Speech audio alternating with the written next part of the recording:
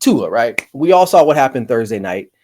What was your initial reactions when you saw him take the hit and then you saw the whole hand gesturing? Because we've seen that before recently. Yeah, so obviously, when you refer to the hand gesturing, it takes you back to that first official diagnosed concussion that he suffered against the Bengals 2 years ago. It's one of the most frightening scenes I've ever seen for an NFL football game. I, it's so. I was watching, that play, and he's running for the first down. Tua is not typically a running type of quarterback. Certainly, he's not going to extend plays in that fashion. When he hits DeMar Hamlin of all people, like what are the chances that's the collision that occurs? Right.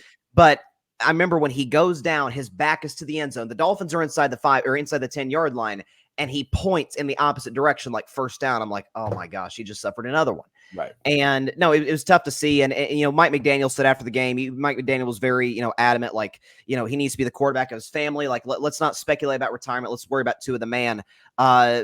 Unfortunately, that's not what you and I are in the business of doing. But listen, I think this is I agree with you. I think this is Tua's decision.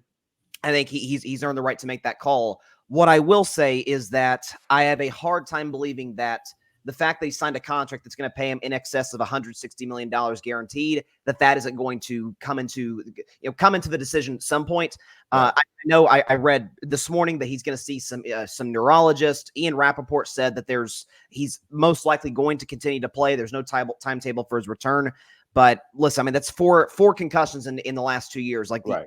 We've talked about it. As these continue to add up, the more dangerous long-term it becomes for Tua the man. So, I mean, I tend to agree with you. If it were me, I would probably retire, but it's Tua's call, and we'll see what he decides to do.